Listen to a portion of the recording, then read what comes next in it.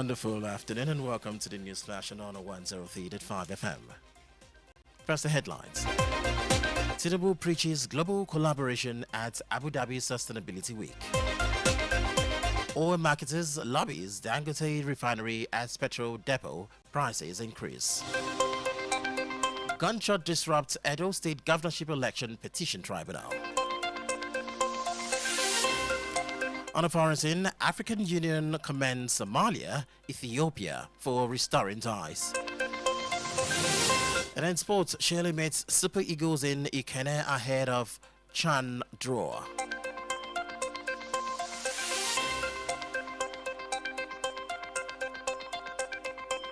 Now the news and details. I am Richard Ekbo. Let's begin with reports that President Bola Tinubu has emphasized the necessity of global cooperation in tackling climate change and fostering sustainable development. Speaking on Wednesday at the 2025 Abu Dhabi Sustainability Week, the President framed the fight against climate change as more than an environmental obligation, but a global economic opportunity to reshape Africa's trajectory and the broader energy landscape. President Tinubu underscored Nigeria's readiness to embrace advanced technologies, including artificial intelligence and precision farming, to maximize the potential of its arable land and address environmental challenge, especially by partnering with other global leaders. He commended UAE President Sheikh Mohammed bin Zayed for his leadership in hosting the event.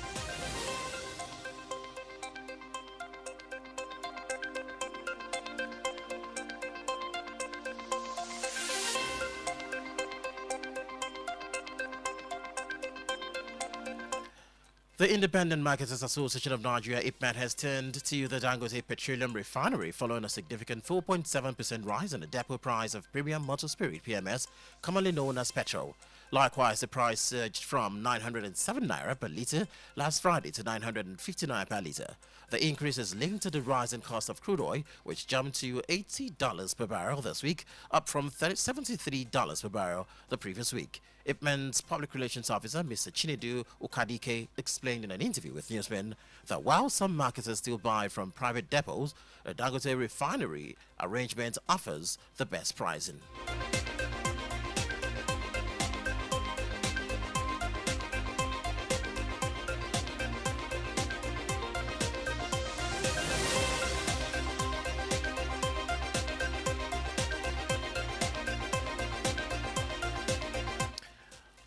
From Edo State, gunshots were fired near the venue of the Justice Wilfred Pochi-led three-member Edo State governorship election petition tribunal earlier on, sending lawyers, litigants, politicians and reporters scrambling for safety. The unexpected violence caused widespread panic as people fled in fear of being struck by stray bullets. The disturbance occurred at the Edo High Court complex in Sapele Road, Benin, where the tribunal was convened. However, swift intervention by fully armed security operatives helped restore order and allow the tribunal proceedings to continue without further interruption.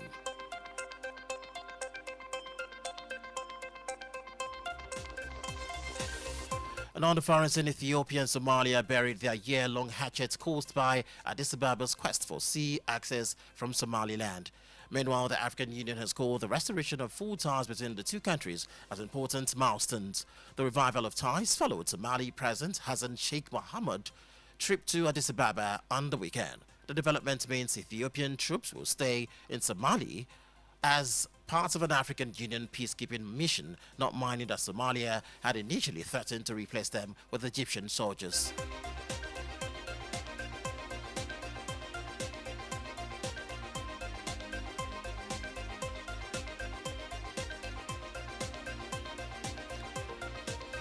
And in sports, in what was his first public assignment following Monday's unveiling, new Super Eagles head coach Eric Selko-Chele, along with his agents Sidibe Abraham Brahima, arrived at the Ikene Rebel camp of the Super Eagles B yesterday in company of the technical director of the Nigeria Football Federation, Coach Augustine Aguavo. The trio, who flew from Abuja to Lagos, headed straight to the Rebel Stars Sports Institute in the fabled Ogun State town.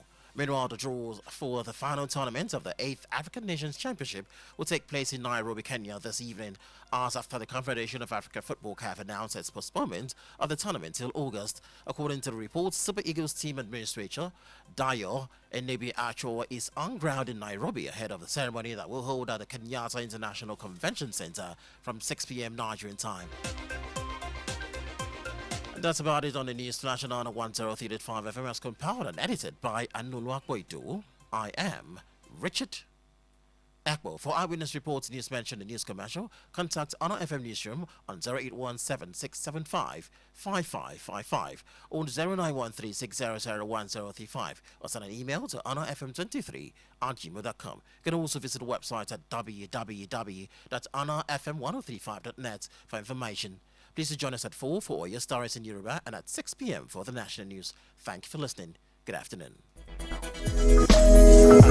was the news on Honor